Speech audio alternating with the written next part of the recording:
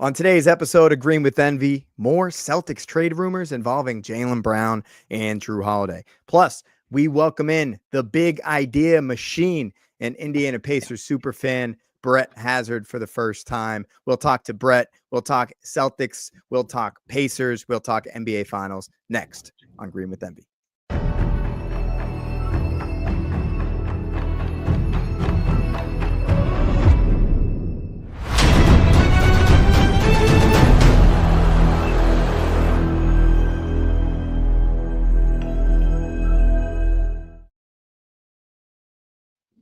What's good, everybody? Welcome into another episode of Green with Envy. This is your boy, Greg Manakis, checking in. How you doing? How you living? Today, joining me for the very first time, one of my best friends in the entire world, an Indiana Pacers super fan, and also someone who once told me, why are you doing a Boston Celtics podcast? There's already so many of them. You don't need any more of those. Brett Hazard, welcome to the show. Oh, well, that's quite the intro. I understand why I was brought on now. A bit of a smear campaign, but I feel like it's a bit of a motivator. So I feel pleased to have jet fueled y'all to where y'all are now. I appreciate you providing that fuel. There's one thing about your friends supporting you that gives you motivation. There's another thing about your friends just saying, I don't think you can do it, man. That really lights a fire under you. So all kidding aside, love you to death. So excited to have you on the show. It's been, we worked together for the past 10 years, basically. And for the audience out there, Brett and I used to go on these work trips where we would drive from Austin, Texas to Dallas, Texas, which is about a 3.5-hour drive. And we would just shoot the shit. And we would often say, you know what, we should just record these conversations because these are pretty fun, pretty interesting. We would talk about life. We talk about basketball. We talk about all sorts of things. And I'm just excited that everybody else now gets a chance to listen to these conversations so we can listen back and wonder if they actually were good or if we were just blowing smoke up our ass. No, we were hitting the mark, man. Don't worry. I think there was a strong Trae Young take that I had for quite some time. Yes. Yeah. So let's start with your basketball. Just like give everyone kind of a breakdown of how you see the game, who are the players that you like. Then we'll talk about some Celtics trade rumors. Then we'll talk about the Pacers. That will kind of be the rundown. But who are the guys that you kind of gravitate towards for the audience to understand just like how you see the game? Yeah. I growing up in Indiana, man, we love shooters. And as much as I would like to, Reggie Miller was the dude. That's it. There's the beginning, the end. Reggie's the GOAT in Indiana. Not close. So love the free flow, love the motion offense as a Indiana Hoosier fan as well. So just get people moving. That's why I love what Halliburton is doing. Also, like growing up, always like a really big Penny Hardaway guy. Like let's get like a super athletic guy to like move the ball around and have a little charisma off the court too. So just love the flow on the court. I don't know exactly who I am. I liked myself as maybe like a little like much smaller Sean Marion in my day, so I could jump a little bit, had a goofy shot that occasionally would get hot. I think that's a good rundown. I love that. I love that. One of the few people that in my prime could beat me in a dead sprint. So shout out to you for having that speed. Okay. Before we talk about the Pacers, because that's why I brought you on here, because you're a Pacers super fan. There have been a ton of Celtics trade rumors swirling about the internet. Our guy, Chris Forsberg, who covers the Celtics, he's, I think begrudgingly been putting out content discussing these trade rumors. As content creators, we kind of have to do it for the audience and for people on TikTok that are saying, oh, podcast equipment is too cheap these days. Listen, when you cover the team, there's narratives going out there. You got to talk about it. And one of the things that's out there this offseason with Jason Tatum's injury, no, we're not trading Jason Tatum. No one's suggesting that. Unfortunately, a lot of people have been suggesting trading Jaylen Brown, who's my favorite player on the Celtics. So, Brett, before Bleacher Report came out with their trade idea for Jaylen Brown, you actually texted me a Jaylen Brown trade idea that was actually pretty similar. So pitch the trade idea and then we'll talk about it. Yeah. First off, trades are awesome. And the more like off-season movement we can get and conversations we can have, like I'm in that like fantasy land of being your own GM. It's something I think every single person who loves sports, like you want to play that role and you think that you can do it better than the people doing it. So trade rumors are always more exciting than no trade rumors. So I'm for it. My trade idea. All right, buckle up. First off, it's a Jaylen Brown move, and it's Jaylen Brown going to San Antonio, helping out that young team, and in return, the Celtics are rebuilding for the next generation of Tatum. And in that trade, you're getting back Vassell, Harrison Barnes, the number 2 pick, and then that Atlanta Hawks pick that is a couple years out.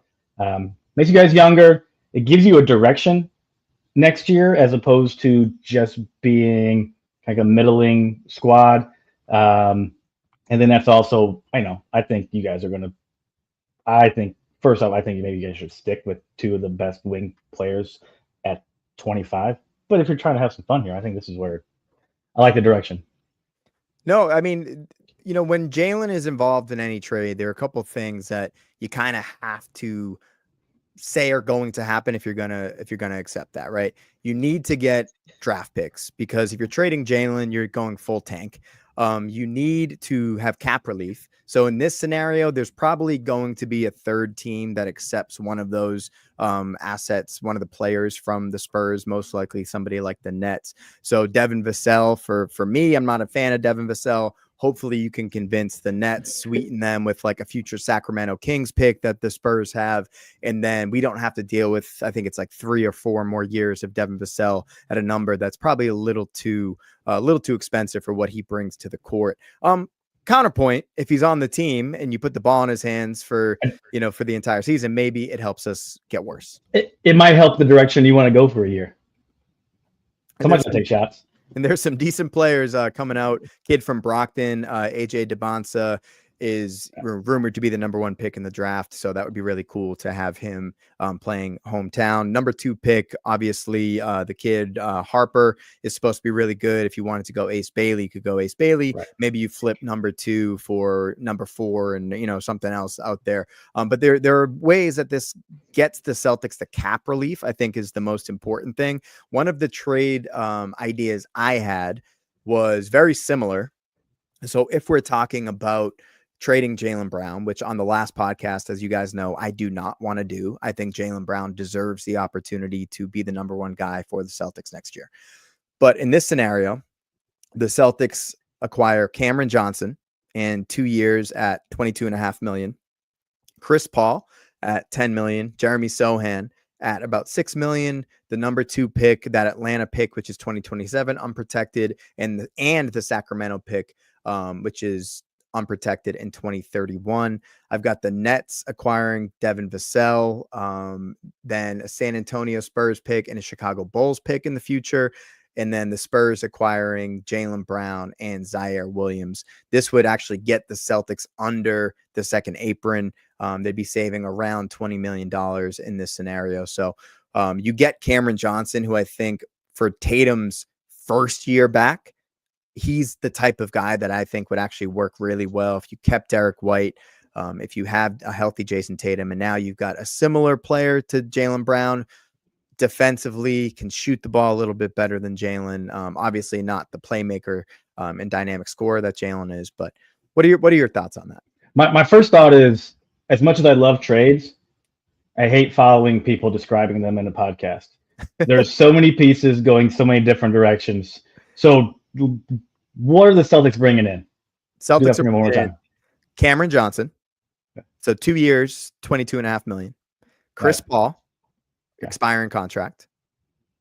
Jeremy Sohan, which is you're going to have his right. So you could sign him if you want. You could trade him. Mm-hmm. So those are the three picks, right?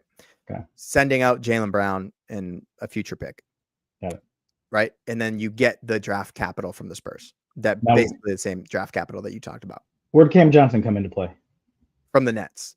So and then So the Nets, the sweetener for the Nets, you're sending them some draft capital, Yeah, right? So you're getting them a really nice Spurs pick, a really nice Bulls pick, and maybe you send them a couple pick swaps and whatnot, whatever it takes in order for them to take on Vassell, get rid of Cam Johnson, and help facilitate this deal, right? The Nets are gotcha. kind of that team out there that has the cap room to Right. make a lot of deals work. So they're going to be rumored in a lot of deals as a facilitator. You Yeah. with me? I dig it. I dig it. It's tough, man. It's tough. There's a lot of pieces going different directions, especially when you get three teamers. Yeah. I see it. My initial take is always like Chris Paul will make you win like 7 more games than you actually want to every year. Mhm. He's just like this, I don't know, like team whisperer, and he just kind of gets you going in the right direction. I mean, look at this SGA run with OKC. I mean, he made that team much better than they anticipated when he got sent there. It's just a great option. And then also the San Antonio team was cruising when he first got there too. And then think about the Suns with Devin Booker's only good year. Anyway, I digress. But you guys might have won a couple more too many games. Might have sent him to the Nets. And the ultimate irony is that the Celtics have long been rumored to be suitors of Chris Paul, dating all the way back to the Rajon Rondo days. Danny Ainge always wanted Chris Paul. Rondo hated Chris Paul because of this. They had a couple like scuffles on the court and whatnot.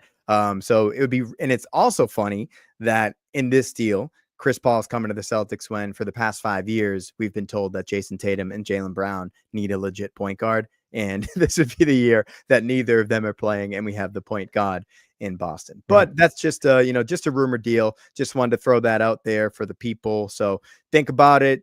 You can always email us at Celtics Noise, at CelticsNoise@gmail.com. Hit us up at Green Envy Pod in the DMs with your own trade ideas. We got a comment here from Landon. Landon says Indy in 4. I'm assuming that's in the final. Shout out to Landon. And then another comment from Landon. Let's throw Indy in the trash while we at it and trade Neesmith for Jordan Walsh. You guys already did that. Thank you very much.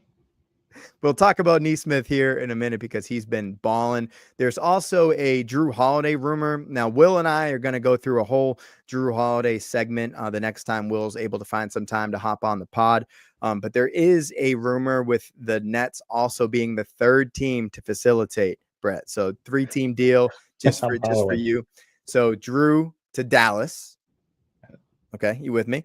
I'm on it so far. Daniel Gafford to Boston. Okay. PJ Washington to Brooklyn as the facilitation team. Not that, picks wherever you need to go to make it work, but that would be the framework there. What are your thoughts on that? That's boring, but all right. I mean, it gets you guys out of the Drew Holiday space. Yeah, do it. I'm curious what the picks are. I mean, I like Gafford. I think in the right space, he's good. I would love for him to be my backup center right now. We could use somebody. So, I mean, he looked great with Luka and those guys last year. No, he did. And let's actually take that opportunity to transition to your Pacers. Okay, because I know you've been dying. I've filibustered enough with Celtics talk for 14 minutes. I know you want to talk about the Pacers. So you mentioned how Reggie Miller is the all-time GOAT for the Indiana Pacers, right? There's a guy right now who just did something that's never been done in NBA history with the numbers he put up without any turnovers. I mentioned Chris Paul being the point guard on Bill Simmons' podcast. Him and Zach Lowe were comparing him to Steve Nash in the 7 seconds or less Suns. How excited are you to have Tyrese Halliburton? Dude, unbelievable. Talk about a drink stir. When he gets out there, it just makes so many other people good. Everybody's ready to shoot. Everybody's ready to cut. It's very similar to what people were talking about with Jokic, like playing with him. Like when he has the ball, everybody's moving because you're ready to get that pass. He's been a blast, dude. I love it. And I love the swagger and the energy that he brings. Indiana as a state is not necessarily known for a lot of swagger. It's not necessarily, we're a bit of a flyover state. So it's great that he brings this energy and this like kind of like WWE vibe, this like Pat McAfee vibe too. Like we're cruising right now, man. You're playing well. Do you have any concerns that maybe the swagger and the shit talking that's happening on the court is inspiring Indiana Pacers fans to bring knives to bars and stab people. Now, as we've chatted previously, we're not a stabby group. The Indiana folks are not stabbers. It's not something we do. Traditionally speaking, that was a wild take. I can't believe I heard that happening in Indy. What do you think is the most appropriate level of aggressiveness towards another fan base? Oh, you say what you want, man. You don't need to be violent against anybody. Don't touch anybody. That's just a common rule. But say what you want. So no throwing things, no spitting at people. Oh, come none on. of that. Standard like life rules always apply in my take. Like, yeah, no, not just because like we're like battling here doesn't mean like you can punch me and I can kick you. Like, still human beings here. Yeah. But hey, we're gonna talk. The leader of our squad does when we're playing with that swagger and that energy, man. Work tough out, and everybody believes in it. Everybody just gets rolling, and there's like this. I mean, you're a ball player. When like the lead dude on your squad believes in you and wants you to shoot it and tells you like we are going to win, there's nobody that's going to stop us. Like, I mean, you just get such a boost. Yeah, it's really fun playing with those drink stirrers, the pass first point guards, the tempo setters. And it's really cool that Indiana has, for the WNBA, Caitlin Clark, who does that for her team, and Tyrese Halliburton. And I think they're like analogs for each other in the different leagues, right? Because when you see a Caitlin Clark hit a head pass, where it looks like if you put her in like the Olympics for flag football, I feel like she would be the best quarterback, like regardless of gender, right? She's just unbelievable with her ability to just hit people in stride on the money. And Halliburton does it a little bit differently. He's not quite the hit ahead guy, though he can throw that pass. He's no matter what happens, he's going to get the outlet pass, and he's like 2 dribbles, full speed. And 2 dribbles, I counted there were multiple times last night, Brett. He got all the way to the other side of the court in 2 dribbles and then made the decision. When you're watching the other team's ball go through the net, you'll see him running to the baseline to take it out as it's coming through. It's not hitting the ground. He's taking it out and he's pushing it up and oftentimes beating the guy who just scored back up court with the ball. And other times he'll drive and get in the paint and he's leaping. And I don't know how he like hangs long enough to like look off one defender and pass it to the corner, or look off the corner and pass it up to the wing. He makes some plays, man. Everybody's ready. Yeah, he wears this this shirt that says like jump passes are good now or something like that. Because this woman who covers the Pacers, her name's Caitlin Cooper, who's actually been on this pod. For Pacers fans out there, Celtics fans out there, if you haven't followed Caitlin Cooper, make sure you subscribe to her newsletter. It's Basketball She Wrote, but she was actually the first person to really talk about Tyrese Halliburton's jump passes and how they were impacting the game, dating back to the time when the Pacers were getting blown out by 45 points and they couldn't guard anybody. They had Tyrese Halliburton, they had an offense, but they didn't have an identity yet. And what I really like about the Pacers, we started this podcast talking about trades that the Celtics might end up doing this offseason and in the future, right? This team, a lot of what's happened, they were built off of trades, right? You have Miles Turner that we'll get to in a second, but you have guys like Halliburton that you traded Sabonis in order to get, right? You have Siakam who'd you trade? Bruce Brown? Bruce Brown and some picks. Yeah. Bruce Brown and some picks to get Pascal Siakam. Hell of a trade, hell of a win for you guys. Malcolm Brogdon, who wasn't in your future, right? In your plans, you trade him for Aaron Nesmith, who's a guy that gets up and down the court.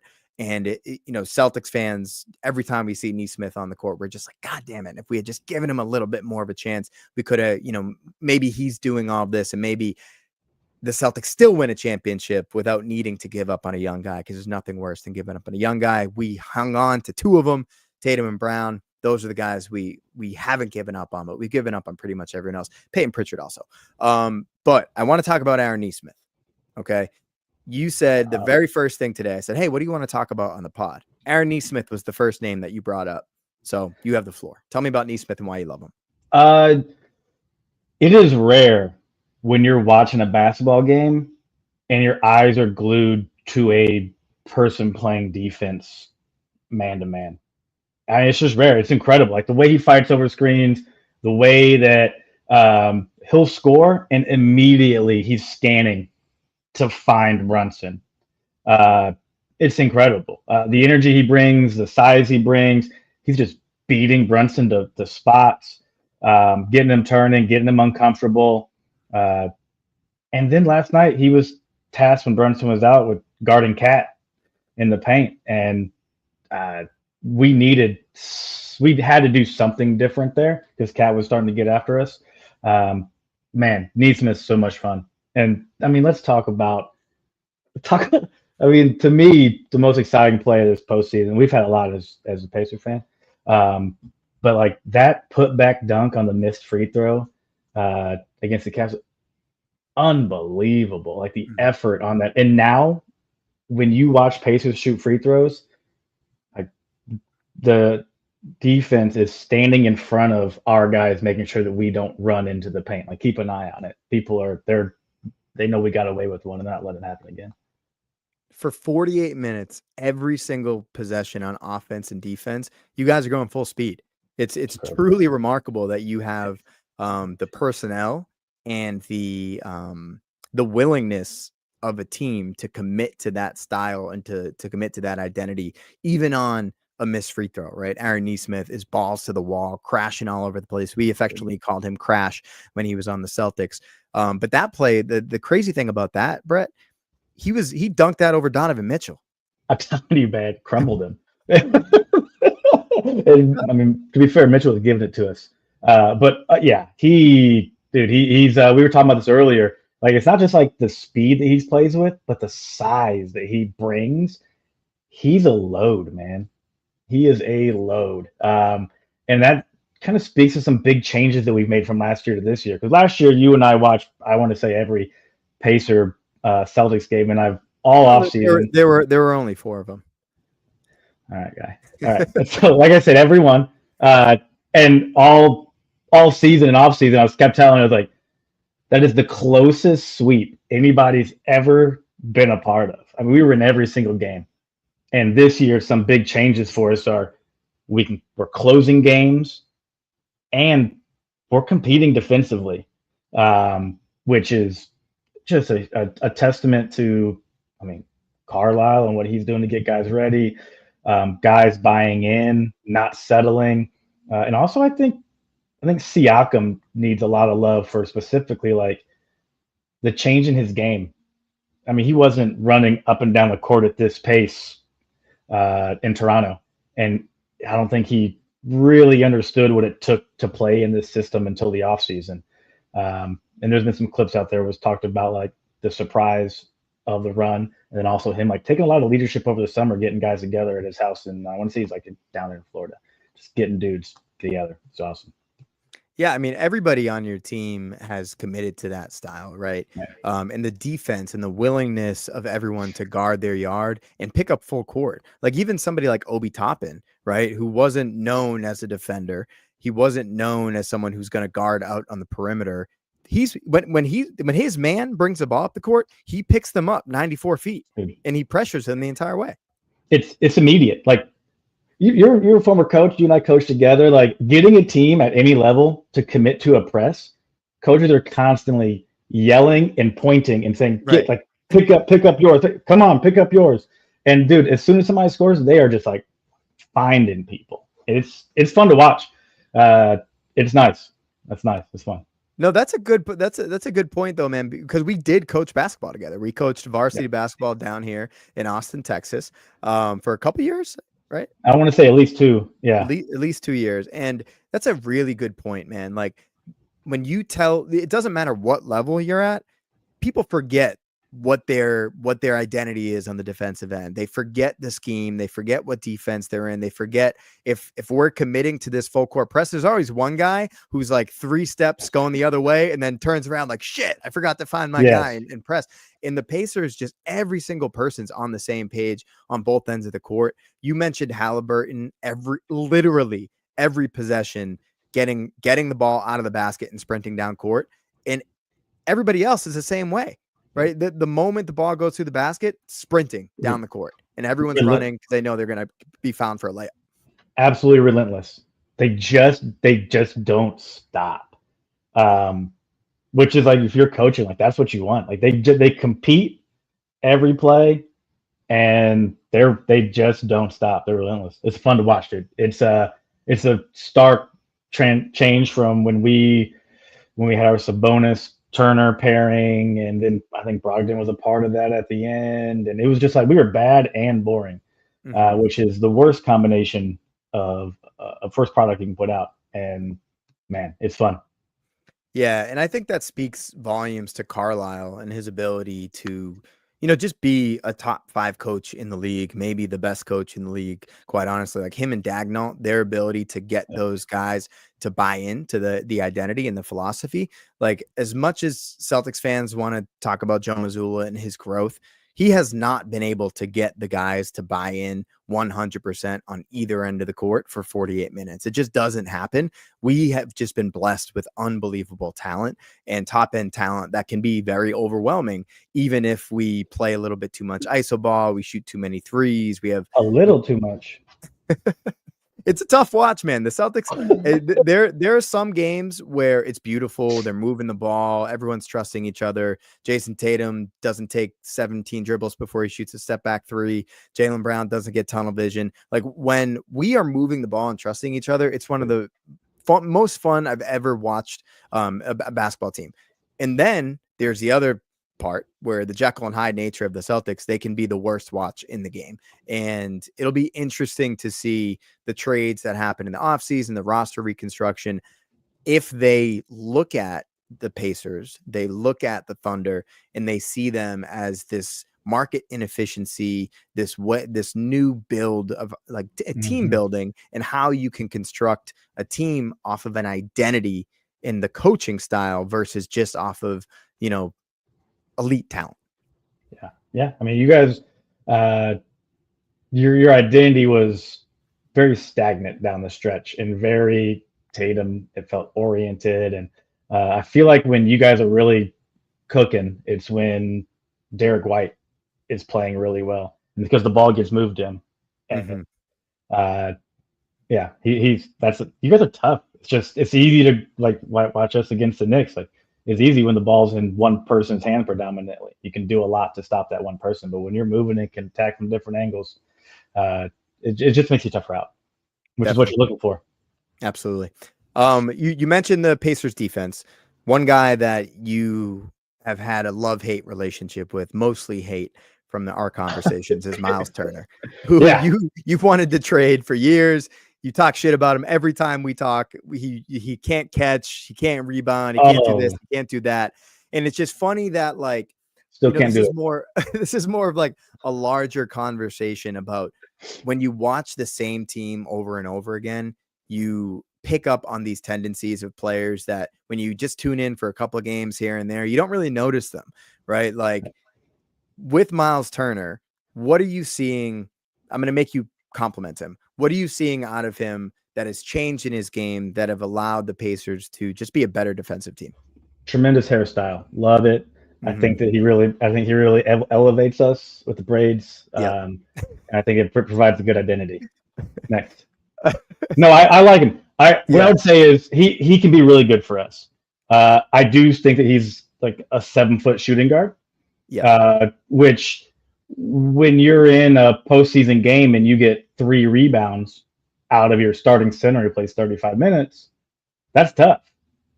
Like, that's tough. So I would love to see more, just to see him be a dog in the paint a little bit more. I just don't know if that's there. In order for him to really help us out, he has to protect the rim really well, and he's got to hit his open jump shots. And when he's hitting, I mean, he's tough and he looks good offensively. He even had a couple moves in the paint last night against Cat that was a first. There's also times like against Cleveland where Max Strus was just like locking him up in the paint, which is not something you're looking for. Old Oven Mitts Turner is it's a tough watch sometimes because he's kind of like, you ever play basketball with your dad in the yard, and like he's just like getting offensive rebounds and tapping it to himself, and then he finally grabs it and he's like, ha ha ha, you had a chance. It's like, just grab it, man. Just grab a clean rebound. That's all I want. How old are you in this game of pickup with your dad? 30, man. He's still good, man. He's still good. How tall is your dad? I've never met him. He's 6 foot. Okay. Yeah. Which is, you're like what, 5'10"? Yeah. 5'10". Yeah. He's getting rebounds on you like that? Well, I tell stories because it's fun. No, I was getting rebounds over plenty of people that are much taller than me in my basketball days. I was a jumper, man. I know. I've heard the stories of the 2-hand bangs in games. Okay. Couple other things I want to talk about with you. Unless you have other things on the Pacers you want to talk about. Happy to talk more about the Pacers. Let me think here real quick. Let me run through the Rolodex. First off, 2 things I have. Can we talk no turnovers by Halliburton with that stat line last night? Mm-hmm. That's silly. With how many times he has the ball in his hands, with the pace that he plays at, the amount of possessions we have, and no turnovers. And this isn't the first time. He's had multiple double-digit assists and no turnover games. It's incredible. That's incredible. 11 times in his career. The record is 14, I believe, by John Stockton. And Halliburton's what, 24, 25? Come on. That's what I'm saying. Unbelievable. He just takes care of it. Where are we with Halliburton in terms of the NBA hierarchy in your mind? It's a great question. Oh, I hate being caught up in the moment. Because right now it's easy to say like he's on one of the final 4 teams, hopefully one of the final 2 teams. He's the best team. He's the best player on it. I have a hard time like with those big rankings, right? Like, okay. So can I ask it this way? Yeah. If we just pulled up a list of players in the NBA and we just said 1 for 1, would you trade Halliburton for this person? Where does the list stop? I'm happy to throw the names out there if you want. I can pull up a list of players right now. Right. So like, right now I'm saying nobody. For the sake of this exercise and where we're at with Pacers and how we have an Eastern Conference Finals game tomorrow night and we can go to the finals. I'm going nobody. I'm not participating in this exercise. Halliburton for the win. Let's go. Okay. That's fair. I think with Halliburton, to me, the thing about him is I love his game and I love the style that he plays. Like when I watch Tyrese Halliburton play ball, it makes me want to go play pickup and just try to be that type of player out there. Like I don't have the cardio for that. That's one of the like slept on things with Halliburton. He's such a well-conditioned athlete to be able to do that for 35 minutes or whatever Carlisle plays him. But like it's infectious the way that he plays. And those are the qualities, the intrinsic qualities that I think you can't really rate when you talk about like, oh, who's pound for pound the best player in the league, because it's like, yeah, I would probably take like 10 guys in the league over him, maybe 15 guys. If we're just talking about like line him up on the playground before we're actually on the court, who do I want? But once you're playing, you're like, that guy's doing everything and he's making everybody better. He might be a top 10 guy. I was gonna say, if you're talking about like keeping this construct of the Pacers and removing him and putting somebody else there, short list. Yeah, doesn't work with many other people. All right. One more thing. Yeah. One more thing on the Pacers. Sorry that you move. I do remember that at the beginning of this season, there was a single podcast host out there that I recall that showed love for a dark horse team to what was then the Celtics leaders in the East, and called the Pacers being, hey, they could finish 2 or be in the running. I believe that was you. So I want to show a little love to you for believing in us. Thank you. I told you that 4-0 sweep was a little closer than people thought. I in my text messages with Will and Alex, who's our producer behind the scenes, I've said many times that I thought the Pacers were going to beat us. If we made it to this round, especially even with the healthy Tatum, I thought the Pacers had that little je ne sais quoi that was going to allow them to shock the world and beat whoever they were playing in their Eastern Conference Finals. Celtics, that talent that we have, maybe there's a world in which we just blow you guys out of the water. But I don't think that was going to happen. I thought the Pacers were going to beat the Celtics at a 7-game series minimum, and I was going to place a bet on them to beat the Celtics. It would have been wise money. Would have been good little ROI. Definitely. All right. Thanks for the platform. One of my favorite things here, Brett. Do you have more time? Let's do it. Okay. On our car rides to Dallas, we would talk about anything and everything. They got really goofy. We talked about life. We talked about just like Bill Simmons does his thing with one of his buddies, like half-baked ideas. I feel like we had a lot of those out there. But we were talking today with people in the office, and we are just talking about different like rule changes we might make, and some things that like old man yelling at the cloud to steal the Zach Lowe thing. What would you change right now about anything regarding the broadcast, the NBA, or the world?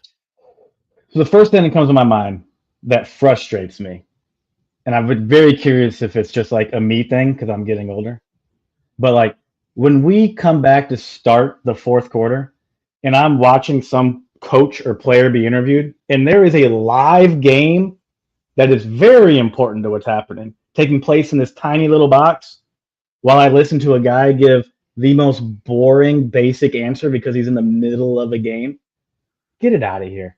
Or create time, come back early, show it. I just don't know who's gaining something from that. That's a great point. I've never watched an interview coming back from a break and been like, oh, this is great. There's some insight. It's like someone like a curmudgeon or someone who's completely gassed and out of breath that just doesn't want to talk to Allie LaForce, or for the Celtics, it's Abby Chin, right? Like it's just not something that I think it needs to happen. They still haven't figured out a way to do that after all these years of broadcast. They've finally gone, at least we don't want to talk to the coaches. Let's talk to TJ McConnell instead. You know what I mean? Like, yeah, it's like, yeah, man, we need to grab more rebounds. They're really beating us there. Yeah, we could really use some more scoring in this next round. Like, all right.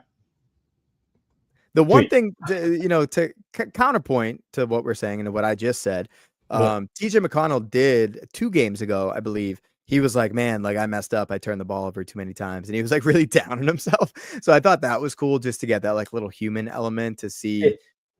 Just to see someone struggle like that.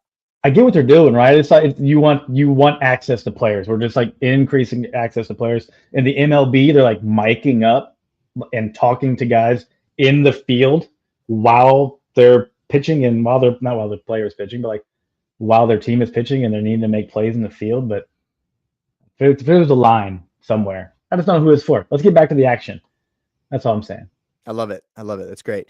More game. It's just like it's kind of against what we're doing right now, but I know that a lot of people, and I do this as well, I probably listen to more podcasts than I actually watch games of things at this point, just because there's just like, I'm driving in my car to work, I'm doing laundry over here, like I'm at the gym. There's all these different ways in which you can still stay connected to the game without actually watching the game. And I think that's like kind of the idea, right? Is like the game is secondary to this conversation that's over here. And even things like what ESPN is doing with the Insight Cast. Have you seen this with Kirk Goldsberry, Ryan Ruocco, and Tim Legler? Is this no? Okay. So the Insight Cast, basically it's like Manning Cast, but they don't have like the heads floating on the screen. Right. So it's talking. It's like Pancake Theater, or what's that? When you like used to show a movie and there's like people talking about what's happening during the movie. Right. Exactly. But one thing that they're doing now is they're using this like immersive AI technology where Legler puts on like these immersive VR headset, and he's like showing from the court perspective these like robotic avatars of the players on the court, and it gives you like a little bit more of an angle of like being on the court with the guys and what they're seeing. So the concept is cool, but it's like sometimes he won't even be doing that, and they'll show replays, but instead of just showing the replay, they'll show it as these like robotic avatars. I'm like, I don't want to see like it's way cooler to see the human beings doing this. Yes. Like, why am I watching the avatars do it? I agree. It sounds interesting. It sounds like something they need to work with. And speaking of replays, I remember one of the things that we talked about earlier that drives me nuts. And we couldn't remember. I feel like replays right now in the broadcast are broken. Not like replay system, but like the production team showing replays.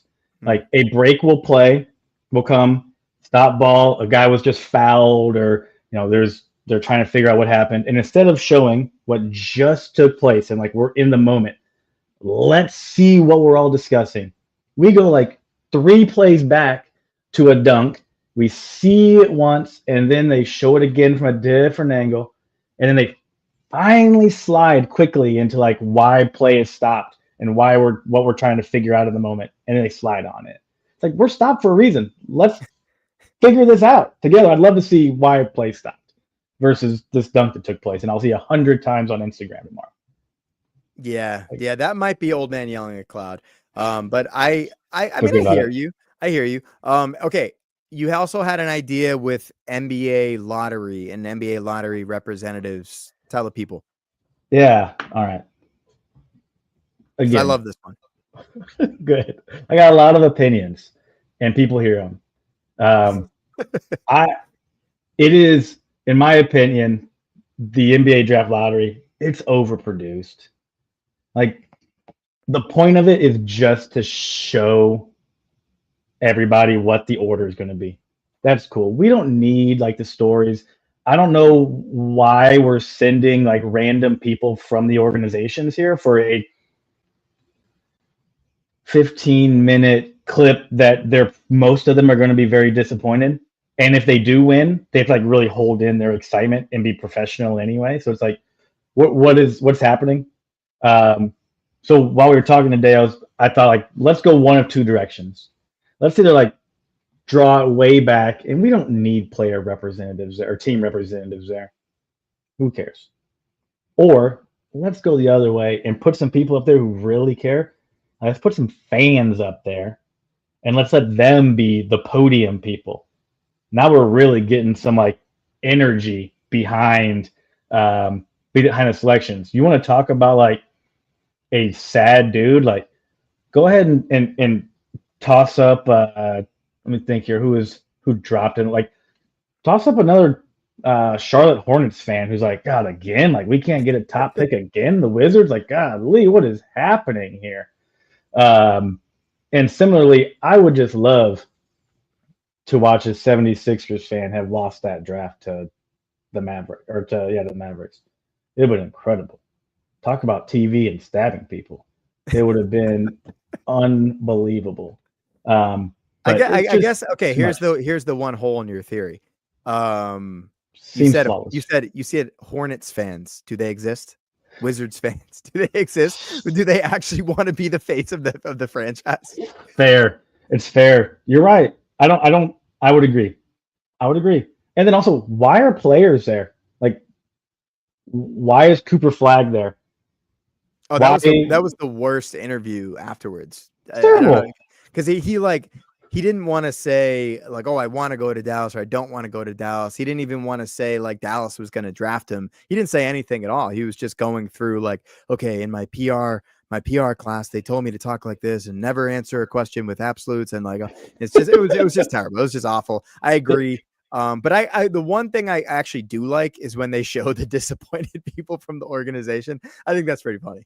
But they also, it's just like a smirk, and then a head nod, and they move it along. But I would love to get some fans involved if you're going to do it. Like, do that.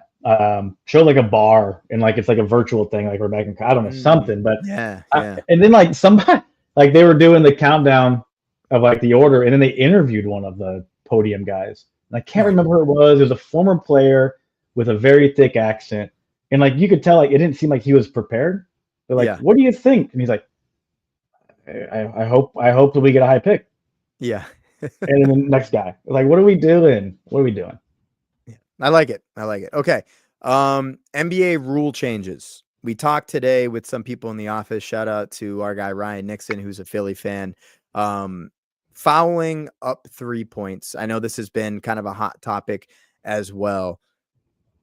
I'm just out on this, dude. There's got to be some way that we can penalize teams or just make it so you can't do it intentionally, fouling up 3. And so the situation for everyone out there, you're up 3 points, end of the game situation. You prevent the team from getting a 3-pointer up, send them to the line for 2 shots by fouling them before they can shoot. And it just ruined the end of the Thunder game the other night because they did not, they were really good in their execution of it. They did not allow the T-Wolves to get a 3-point shot up. And it was just brutal to watch because you were just like hoping for, a missed free throw and hoping that there's an offensive rebound. It was just bad TV. And if you want people to tune in to watch these games, like let's let the players decide it with a exciting 3-point shot versus fucking free throws.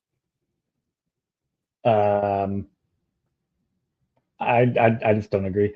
Why are we going to penalize a team why are we going to penalize a team for being up? It's not. I mean, you are penalizing the team, but it's more just like making the product better. You know what I mean? You're you're changing. Like if you are down, just be down by less. If you want an advantage. I just think we're changing. I'm not a big fan of it. I hear what you're saying, and I know there's a product component to sports. But to me, like you're penalizing a team that's up, which is that's the whole point, right? Is to put yourself in a position to be winning at the end of the game. Yeah, no, that's a good argument. That's a good argument. Yeah, now you're up 3 and you got a hand tie behind your back. Okay, my last thing that I have, and then we'll get out of here, unless you got anything else you want to talk about. The step back 3 is just getting crazy. Like the amount of steps that they're allowing players to take. Halliburton's one of the guys that does it. Peyton Pritchard does it for the Celtics. James Harden was the initial guy that did it, but there's a skill to be able to step back, pitter patter your feet 7 times before you actually set them to shoot a step back 3. But if you were doing that moving forward and like the whole concept of the hang dribble and the gather step and all this, it's just like we're making too many excuses for guys that are already phenomenal athletes and should be able to play within the real rules of basketball. Like versus sometimes, and Halliburton will admit it, like he'll kind of like smile and like when people ask him about it, like, yeah, like maybe I traveled on that one, but like for the most part, I feel like I'm doing it within the rules. It's just getting out of hand, man. Like sometimes these guys are taking like literally 7 steps before they shoot a 3. And just because they're moving backwards, it's on the travel. It doesn't make any sense to me. So this is where you draw the line with the product versus gameplay. I mean, it is cool. Like there is some sort of talent aspect to it. And I think it is entertaining, but like allowing SGA, Anthony Edwards to come off of these screens, hang in the air, completely palm the ball, take 4 steps one way before dribbling. It's just not the rules that I think it's not the spirit of like in the spirit of the game, the spirit of the rule right now. And I think it's an issue. I hear you. I think that it'd be great to tighten things up, to call things a little more closely and in the way that like you mentioned, like the spirit of the game, like there's continuation calls that are not really, it almost feels like a separate play. Like they get called and there's like 2 steps and the defender's like giving up because it happened so long ago and the guy lays it in. And I hear you. There's a lot happening there. And it's a huge, it could be cleaned up. That's fine. I got no problem with that.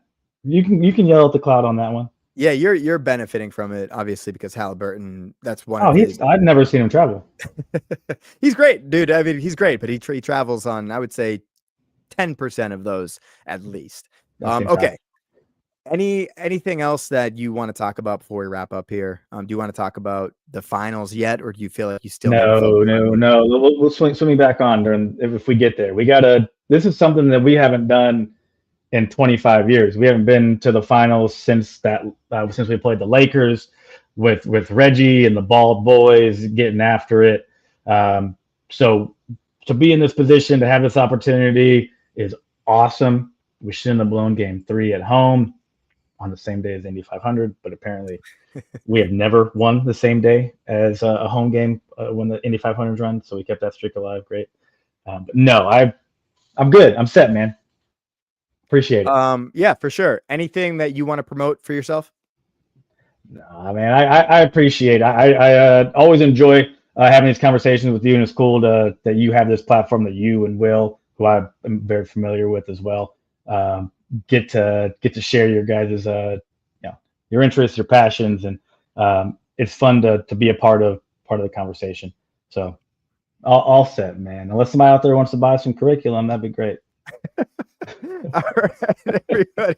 That's it for this episode of Green with Envy. Once again, make sure you are liking, subscribing to Instagram, TikTok, our YouTube channel. Any word that you can spread to the homies out there, make sure they're tuning in. We're going to continue with the Celtics content. We're going to continue with the coverage of the NBA playoffs. Once again, Brett Hazard, thank you for your time today. And with that, peace. We'll see you later.